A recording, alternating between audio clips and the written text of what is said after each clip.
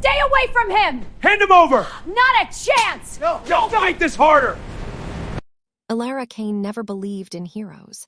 Heroes were for fairy tales and people who could afford to dream. At 24, she was bone-tired, carrying the weight of a dead mother's hospital bills, a younger brother's college dreams, and rent that always arrived faster than tips. The midnight diner in Portland smelled of grease and regret. Tonight the rain hammered the roof like it wanted inside. She was wiping the same sticky spot on counter 6 when the bell above the door gave a weak, shivering chime. A boy no older than 6 stood dripping in the doorway. Soaked through, dark curls plastered to his forehead, tiny fists clenched around a black chess knight carved from ebony. His tailored blazer and polished shoes screamed money. His wide, terrified gray eyes screamed something much worse. Elara's rag fell. She rounded the counter without thinking. "Hey, sweetheart," she whispered, palms open. "You okay? Where's your mom or dad?" He backed up, bumping a booth, teeth chattering. No answer. Just those huge eyes darting toward the windows like something was hunting him. She knelt slowly. "My name's Elara. What's yours?" A long tremble, then barely audible. "Nico." "Okay, Nico. Want some hot chocolate? No charge." He gave one jerky nod. She led him to the darkest booth, tucked him against the wall so the street couldn't see. As she draped a clean towel over his narrow shoulders, she spotted the rusty smear on his collar. Blood, not his. Her stomach dropped. "Gina," she hissed toward the kitchen. "Call 911. Quiet." Before Gina could answer, the door exploded inward. Two men, big, leather-jacketed, rain-slick, filled the frame. The scarred one locked eyes on Nico and reached inside his coat. Elara didn't scream, didn't run. She stepped between them and the child, heart slamming so hard it hurt. "Get away from him," she said, voice low and shaking with something fiercer than fear. The scarred man sneered, drawing a silenced pistol. "Move, girl." She didn't. Behind her, Nico whimpered once, small, broken. That sound decided everything. Elara lunged. Subscribe now. Make sure to share for more stories like this. The scarred man's pistol rose like a slow promise of death. Elara's pulse roared in her ears, drowning out the rain. She felt Nico's small hands clutch the back of her apron, tiny fingers trembling, trusting her even though she was a stranger. She didn't think about the bills. She didn't think about her brother waiting for her text that she'd made it home safe. She thought only of the child behind her, how small his sobs sounded, how final a bullet would be. "Last chance," Scarface growled. "Step aside." Elara's voice came out steadier than her shaking knees. "You'll have to shoot me first." The second man laughed, short and ugly. "Easy enough." He fired. The suppressed shot was a soft cough. The ketchup bottle on the table beside her head burst in a wet red explosion, shards stinging her cheek. Warm vinegar trickled down her neck. Nico whimpered louder. Elara moved before fear could freeze her. She snatched the heavy ceramic napkin holder from the nearest table and hurled it with every ounce of terror-fueled strength she had. It cracked against Scarface's forehead with a sickening thud. He staggered, blood blooming between his eyes. 3 seconds, that was all she bought. "Gina, back door now," Elara screamed. She spun, grabbed Nico under the arms, and shoved him beneath the heaviest booth table. "Stay down, don't move, don't breathe loud, promise me." His gray eyes, huge, shining with tears, locked on hers. He nodded once. Elara turned back just as the burned man recovered, pistols swinging toward the booth. She vaulted the counter, crashing into the coffee station. Glass shattered. Hot coffee hissed across the floor. "Get the kid," Scarface roared, wiping blood from his face. "Kill the girl." Elara's hand closed around the handle of a full pot of scalding brew. She rose and threw, blind, desperate. The dark liquid arced through the air and struck the second gunman full in the face. He shrieked, clawing at his eyes, weapon dropping as he flailed. She dropped behind the counter, crawling on broken glass toward the grill's station. Her palms bled, but she barely felt it. Footsteps crunched closer. A hand reached under the table for Nico. Ilara lunged. She seized the cast-iron skillet still hot from the night's last order and swung with everything she had left. The flat metal connected with the man's forearm. Bones snapped like dry wood. He howled, gun clattering away. The burned man was recovering, vision clearing enough to raise his pistol again. This time it pointed straight at Ilara's chest. "You stupid," he rasped. Ilara squeezed her eyes shut. She pictured Nico's small face, the way he'd whispered his name like it was a secret he was afraid to give away. If this was the end, at least the boy had a chance to run. Then boom. Not the soft thip of a silencer, a full, earth-shaking report. Ilara opened her eyes. The burned man dropped to his knees, a dark hole blooming in the center of his chest. He collapsed face first into the linoleum. In the doorway stood a man framed by rain and headlights, tall, broad-shouldered, black wool coat dripping. His face was carved stone, eyes the exact steel gray of the boy under the table. In his right hand, a massive desert eagle smoked gently. Behind him, 6 men in dark suits flooded the diner with lethal efficiency. The man didn't look at Ilara. He strode past her, boots leaving wet prints, and knelt beside the booth. "Nico," he said. His voice was low thunder wrapped in velvet. "Papa," the boy scrambled out, throwing himself into the man's arms. Ilara stayed on the floor, skillet still clutched in bloodied hands, watching the most dangerous man in Portland cradle his son like he was made of glass. Then those gray eyes lifted. And found her. The man, Nico's father, didn't speak at first. He simply held the boy against his chest, one large hand cradling the small dark head, as if the world outside the diner had ceased to exist. Rain drummed on the roof. Somewhere, a police siren wailed closer. Ilara stayed frozen on the floor, skillet slippery with blood and coffee grounds in her lap. Her palms stung from glass cuts. Her cheek burned where ketchup shards had bitten.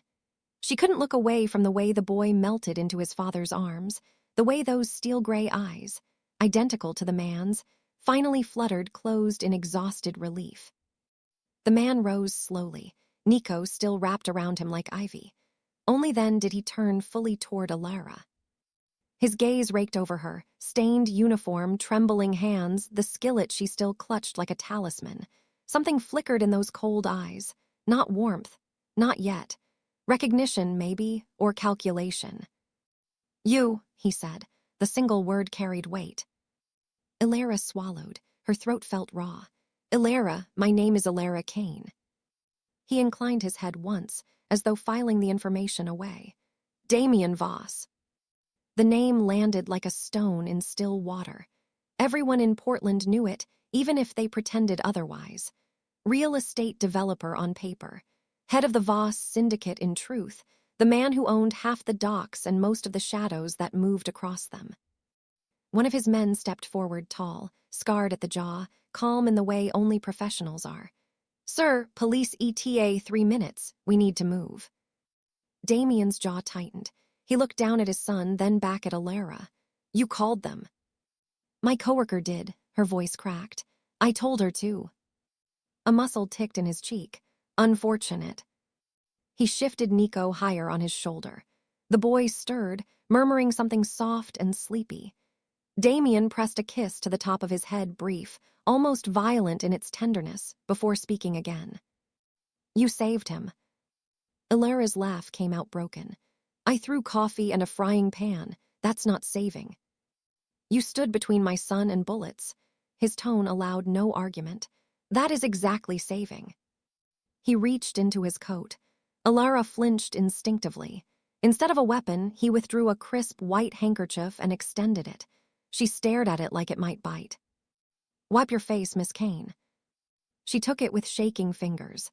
The cloth smelled faintly of cedar and expensive cologne. She dabbed at the blood and ketchup on her cheek, suddenly aware of how small and filthy she felt in this moment. Damien watched her. "Did you see their faces clearly?" She nodded. "Enough." "Then you are now a witness." He said it flatly, like statting the weather. "The men who came for Nico belong to the Calder family. They do not leave witnesses breathing." Ilara's stomach plummeted. So what happens now? His eyes never left hers. Now you come with us. No, the word burst out before she could stop it. I have a life, a brother, rent, I can't just. You no longer have a choice. He turned toward the door, already moving. For your protection and mine, you are under my roof until the Calder threat is ended. Two of his men stepped forward, gentle but unyielding, each taking one of her elbows. This is kidnapping, she whispered. Damien paused at the shattered doorway, rain sluicing off his coat. He looked back, Nico's head still nestled against his neck. Call it sanctuary, he said quietly. You saved a Voss tonight, Ilara Kane. In my world, that creates a debt I cannot ignore, and debts like this are paid in blood. He stepped into the storm. The men guided her after him, past the bodies, past the flashing neon, into the black SUVs waiting like wolves in the rain. As the diner door swung shut behind her, Ilara glanced back once. The midnight diner looked smaller already, smaller and impossibly far away. She was no longer just a waitress. She was a debt. And debts, she realized too late, were collected. The SUVs cut through Portland's rain-slick streets like black sharks, headlights slicing the dark. Ilara sat rigid in the middle seat of the second vehicle, flanked by two men whose silence felt heavier than handcuffs. She tried to track turns, left on Burnside, right toward the river, but the tinted windows turned the city into smeared lights. After 30 minutes, the road climbed, narrowed, became gravel. Iron gates loomed, then parted without a sound. The house, no, the estate, rose from the mist like something carved from obsidian and glass. Modern angles, floor-to-ceiling windows reflecting storm clouds, floodlights hidden in the pines. It looked less like a home and more like a vault built to hold secrets. Damien carried Nico inside without a word. Ilara was guided through double doors into a foyer that echoed with her own shallow breathing. Marble floors, a chandelier dripping crystal like frozen rain. A woman in crisp black, mid-50s, silver hair in a severe bun, waited at the base of a sweeping staircase. Mrs. Lang, one guard said. Mr. Voss requests the East guest suite prepared, and Dr. Hale for the boy. Mrs. Lang's eyes flicked over Ilara, stained uniform, bloodied hands, wild hair, like she was cataloging damage. This way. The suite smelled of clean linen and cedar. A king bed with charcoal sheets, a fireplace already crackling, rain tapping floor-to-ceiling glass. Ilara stood in the doorway, arms wrapped around herself, feeling like an intruder in someone else's dream. Fresh clothes on the chaise, Mrs. Lang said. Bathroom is through there. Dr. Hale will check you after the child. I don't need a doctor.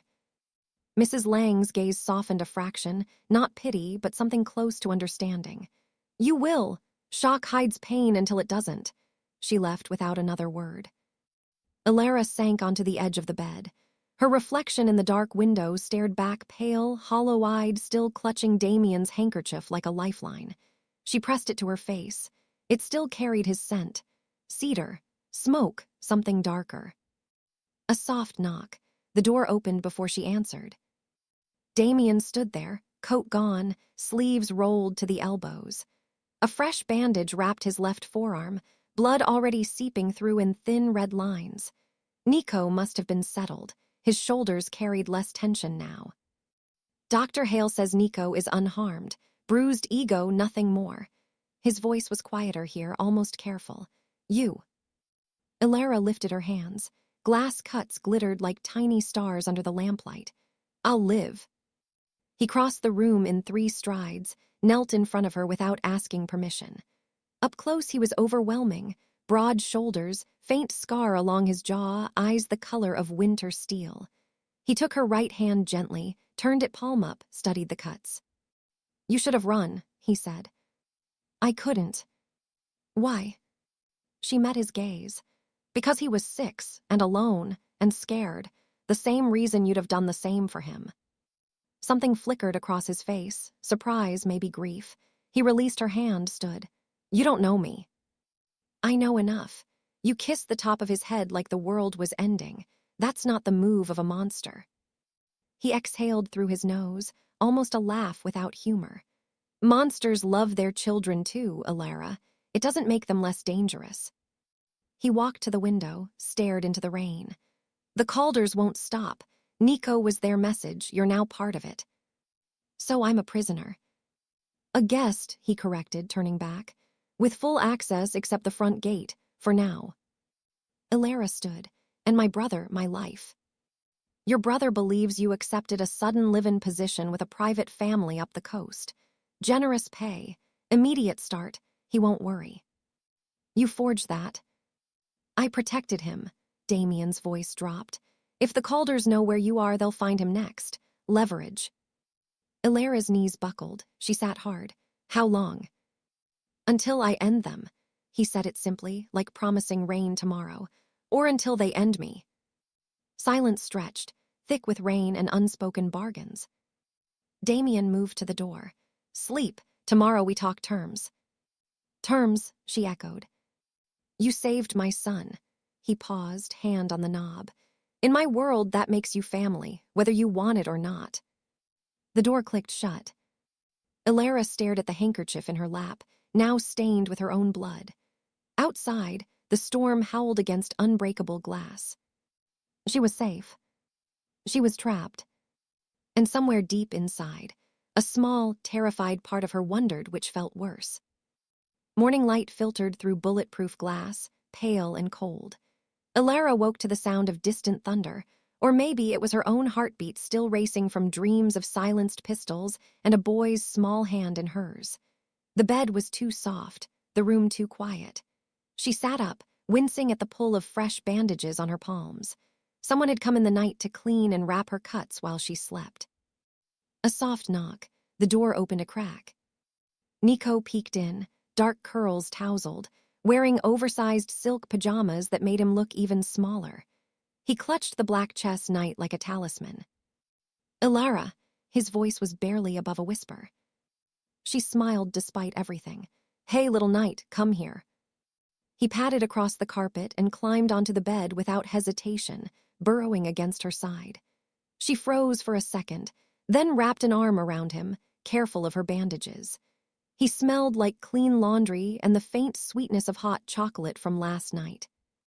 You stayed, he murmured into her shoulder. I promised I would.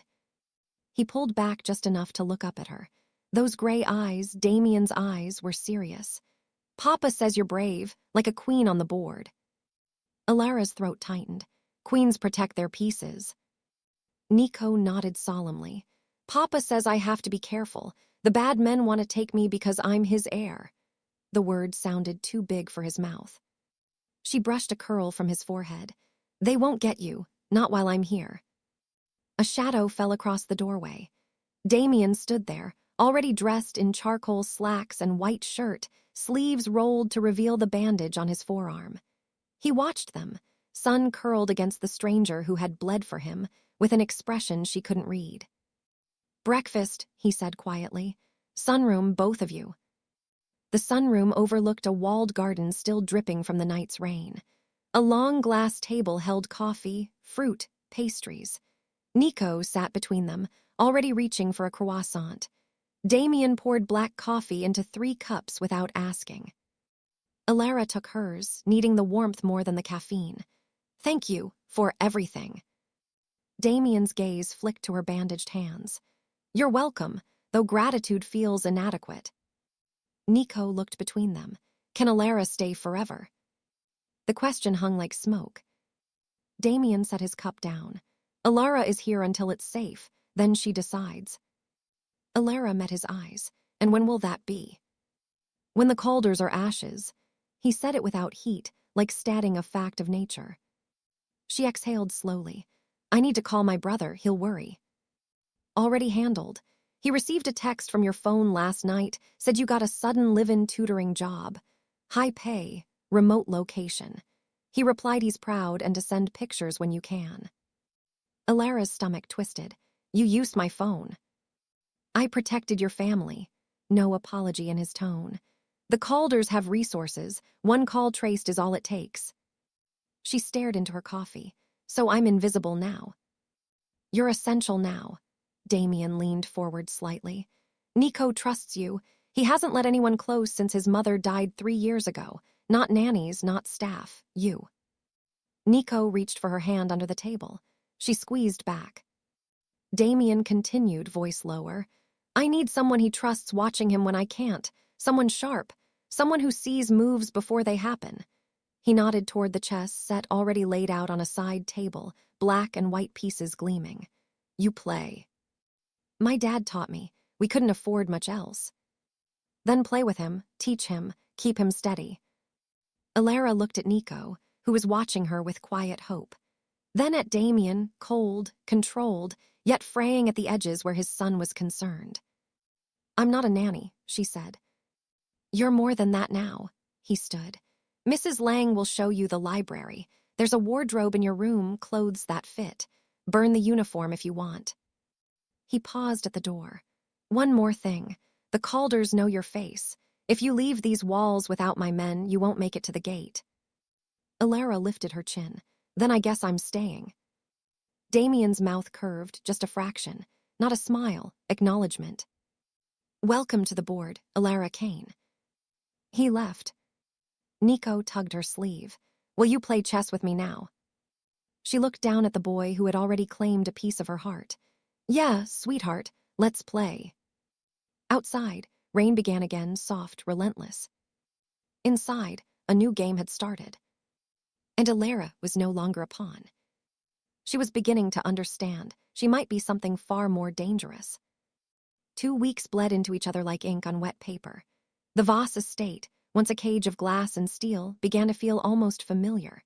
Alara woke to Nico's soft footsteps, taught him fractions over breakfast, played endless chess matches in the library where sunlight pooled like spilled gold. She watched Damien come and go, always in dark suits, always carrying the faint scent of gun oil and cigar smoke. He spoke little, but when he did, his words landed with precision. She noticed things. Security rotations changed at exactly 6:00 p.m. The East Gate camera had a 3-second blind spot every hour. Mrs. Lang left the pantry door unlocked during deliveries on Tuesdays. And then there was Marcus, Damien's second in command, a broad-shouldered man with a quiet laugh and eyes that never quite met anyone's.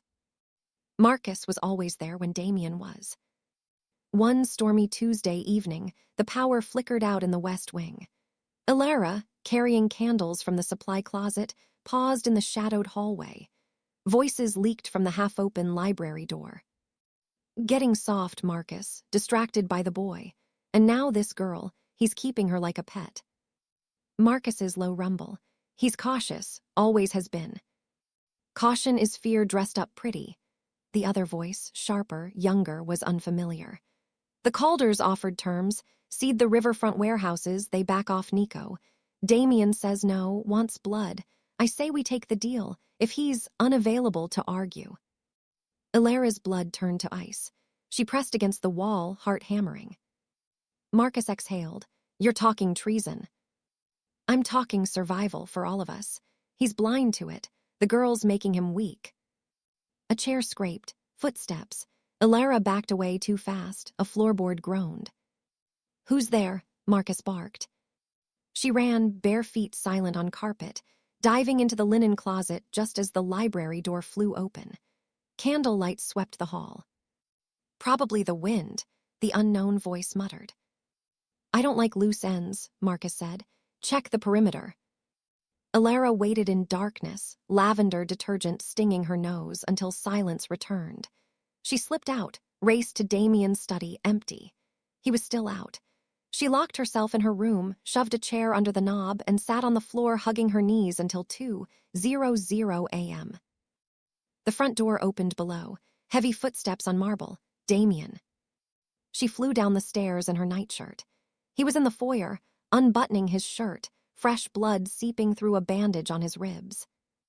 Alara, he straightened, hand instinctively going to his waist. It's late. She grabbed his sleeve, pulled him into the small powder room under the stairs, the only windowless space, and locked the door. Marcus, she whispered, voice shaking. I heard him in the library, talking about a deal with the Calders, said you're weak, said if you weren't around. Damien went still. The air thickened. They could take the offer. He's planning something with someone else. Damien leaned against the sink, eyes closing briefly. When they opened, they were flat, lethal. You're certain it was Marcus? I saw him leave, heard his voice. He exhaled slowly, the sound raw. Marcus carried me when I was born, held Nico the day he was born. He was my father's right hand before mine. I'm sorry, Alara breathed. Damien looked at her, really looked. In the dim bulb light, exhaustion carved lines around his eyes. He reached out, cupped her cheek with his bandaged hand. His thumb brushed her skin, gentle enough to break her. You keep saving us, he murmured. First my son, now me. I'm saving Nico, she corrected, voice trembling. If you fall, he has nothing. Is that the only reason? His face was inches away. She could smell rain, blood, the faint cedar of his cologne. Her heart wasn't racing from fear anymore. Damien leaned in. His lips brushed hers, soft, questioning, a spark in the dark. Then he pulled back, wincing as his ribs shifted. You're bleeding again, she said. A graze, business. Let me help. He studied her a long moment. Then he sat on the closed toilet lid and extended his arm.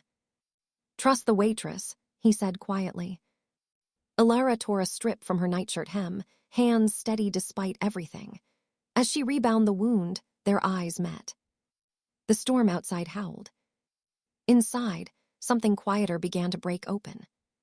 Subscribe now. Make sure to share for more stories like this. The annual Portland Charity Gala glittered like broken glass under crystal chandeliers. Politicians laughed with crime lords. Diamonds caught light like warning signals. Neutral ground, Damien had called it. The one night no one drew blood. Alara descended the grand staircase in emerald silk that clung like a second skin, backless, thigh-high slit, a dress chosen to be seen and remembered. Damien waited at the bottom in midnight tuxedo, eyes darkening as she approached. He took her hand, pressed a kiss to her knuckles. If we weren't walking into a viper pit, he murmured, I'd never let you out of the house looking like this. She managed a small smile. I'm your eyes tonight, not your decoration. He tucked her hand into the crook of his elbow. You're both. The ballroom hummed with lies. Damien kept her close, his palm warm at the small of her back. She felt the stares curious, calculating. Whispers followed. Who is she? The waitress who saved the Voss heir. Halfway through the evening, near the sculpture garden, they were cornered.